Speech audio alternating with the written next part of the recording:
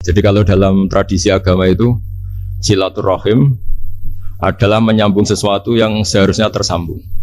Agama yang masuk negara enggak konflik itu diantaranya paling spesial itu Indonesia. Karena para wali ini mendampingi kultur daerahnya, tapi tidak benturan. Misalnya kalau orang Jawa dulu pakai sesajen di sawah-sawah, katanya dimakan penunggunya. Ya penunggunya sawah itu kalau dulu ya pikirannya itu makhluk gaib. Di era modern ya penunggunya itu ya kambing, ayam itu. Jadi ya memang yang makan itu akhirnya. Tapi dulu itu aneh diistilahkan dimakan penunggunya. Kalimat penunggu itu apa ya gak jelas, apa dengan tanda petik apa penunggu betul gak jelas.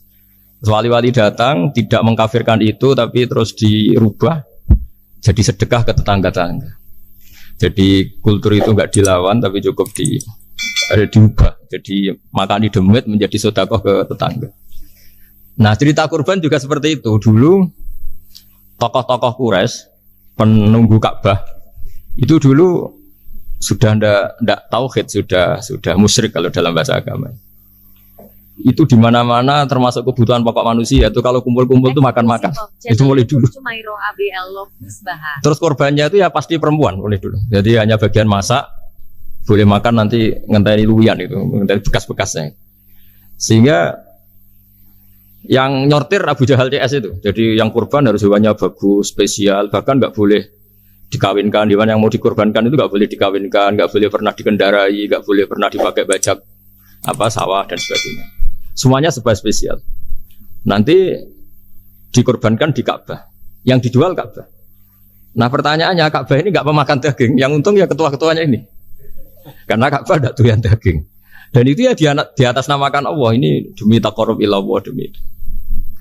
Sehingga mereka bilang wa qalu hadhihi an'amu wa harsun hijrul la yat'amuha illa man nasa'u bisamihim.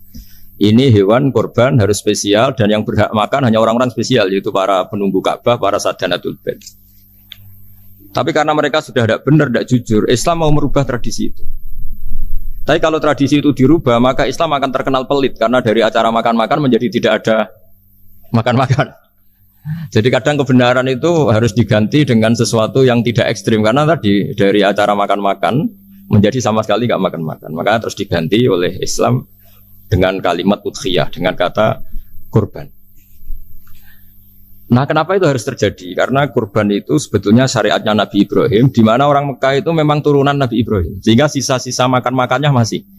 Cuma mulai ada melenceng, ada sesajen, ada khurafat, ada bid'ah. Kemudian itu mulai masalah.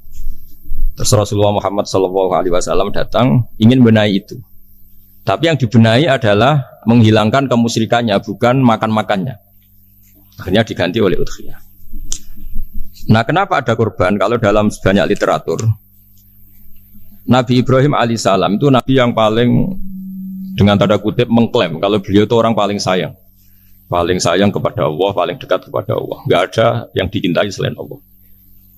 Beliau memaklumatkan itu baik secara lisan maupun di gemuruh hatinya, di bisikan hatinya, di detak jantungnya, pikirannya seperti itu. Pas itu beliau belum punya putra karena beliau termasuk lambat punya anak. Suatu saat ditakdir punya putra, yaitu Ismail. Pas seneng-senengnya jalan, pas seneng-senengnya punya anak, sama Allah disuruh nyembelih. Anak kamu harus kamu sembelih. Ibrahim kaget. Kenapa ya Allah? Kamu adalah orang yang sering ngomong bahwa yang paling kamu cintai saya. Tapi setelah ada anak kamu, kayaknya enggak. Protes Nabi Ibrahim, Pak. Yang benar Gusti, iya harus anak kamu. Karena beliau kadung janji, kadung komitmen yang paling dicintai Allah, tidak ada yang lain. Saya akan mencintai engkau ya Allah, meskipun harus mengorbankan anak saya. Singkat cerita, terus disyariatkannya kurban itu. Ketika Nabi Ibrahim berkomitmen melaksanakan perintah itu, Ismail juga mau nurut, bersama Allah diganti oleh hewan kurban yang bernama kambing. Sehingga versi cerita itu bahwa Allah akan maklumi ketika orang mencintai Allah secara serius, bersamaan dengan itu orang juga mencintai anaknya dengan proporsi masing-masing. Itu di khazanah-khazanah yang saya baca. Versi kedua, tapi ini nanti nggak perlu dipertanyakan, itu versi yang paling baik, yang paling benar gimana? Yang tanya juga bid'ah, yang jawab juga bid'ah nanti. Karena itu wilayah yang kadung terjadi. Jadi kalau dalam ilmu hadis itu, kalau kadung terjadi, buat kamu unggulkan yang mana, tetap saja yang terjadi hanya satu. Mau sekelewat. Beda dengan istihad solusi. Karena mau terjadi ya kita uji coba. Kalau nggak cocok yang A ya cocok alternatif B, alternatif C. Kalau sudah kelewat mau gimana? Kalau salah ya salah aja kan. Versi kedua begini. Semoga versi kedua ini yang benar. Kalau ini benar keren. Nabi Ibrahim itu memaklumatkan diri. Kalau dalam bahasa Arab itu iddia itu mengklaim bahwa dia adalah orang yang paling sayang terhadap makhluk Allah, semua hamba Allah.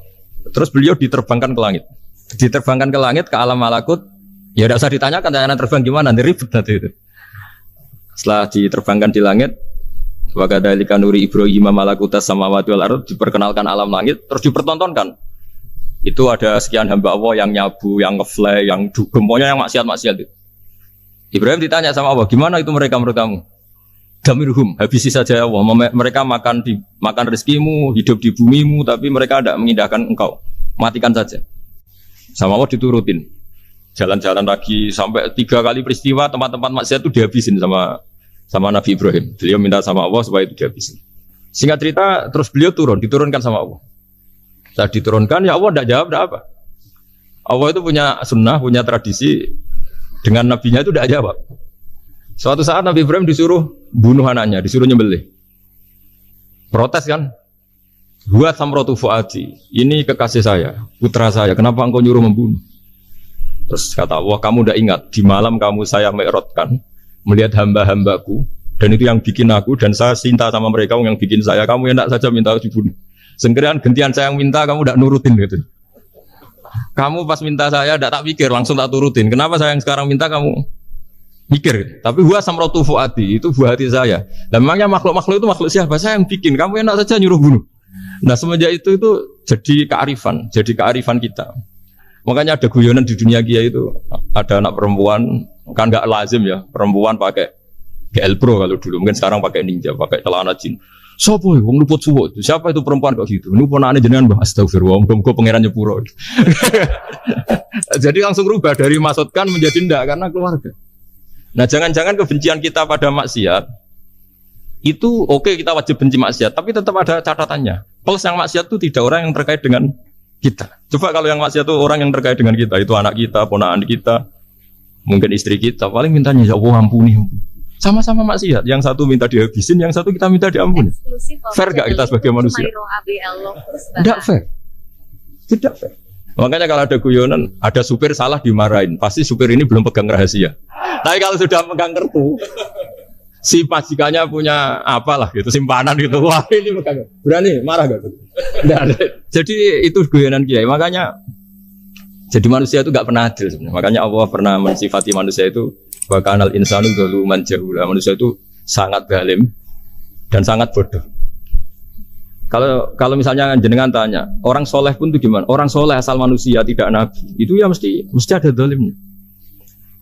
Makanya kalau dalam kitab Hikam diterangkan, kitab Hikam itu kitab yang olah manusia.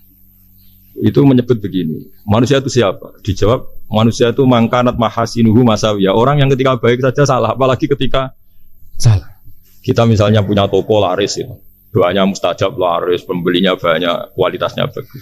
Pasti ada toko sekeliling yang megap-megap karena orang sekarang ke kamu kan. Sehingga orang supaya terus merasa salah. Robbana dzulamna anfusana. Meskipun kita sedang benar pun, saya termasuk kiai yang kalau ngelepas haji, mungkin yang haji itu mangkel. Karena saya tidak pernah muji-muji haji, meskipun saya melepas orang haji.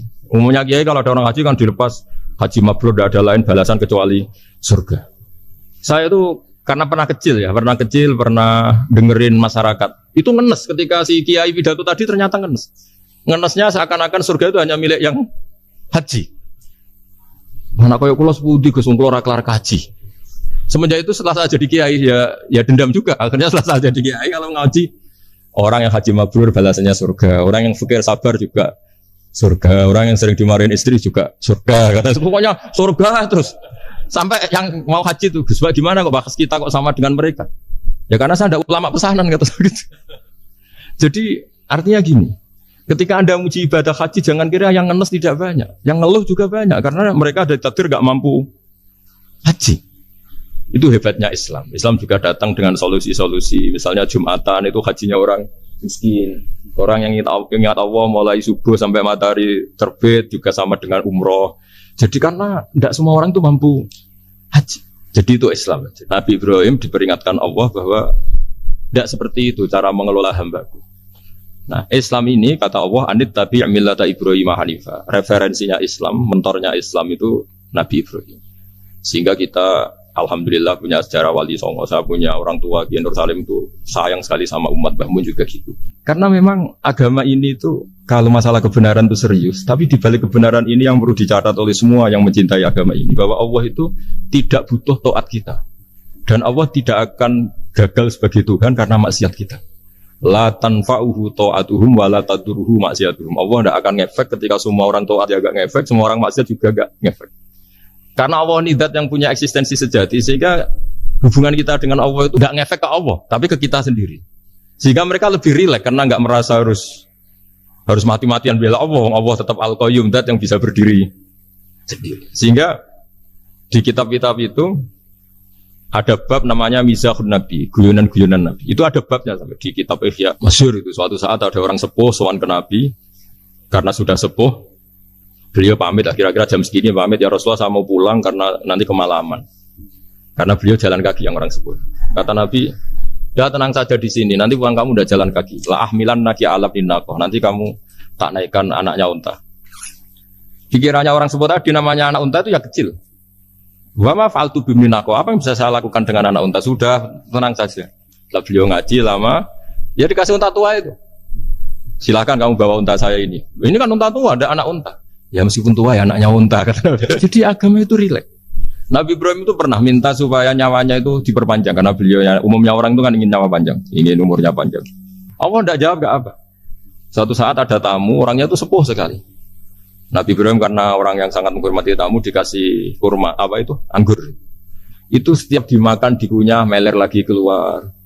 Karena sudah sepuh, nggak ada giginya, dikunyah keluar lagi. Itu jawabnya Nabi Ibrahim, ya Allah, masuk lagi ke kamar, sholat lagi, mengcancel doa panjang umur.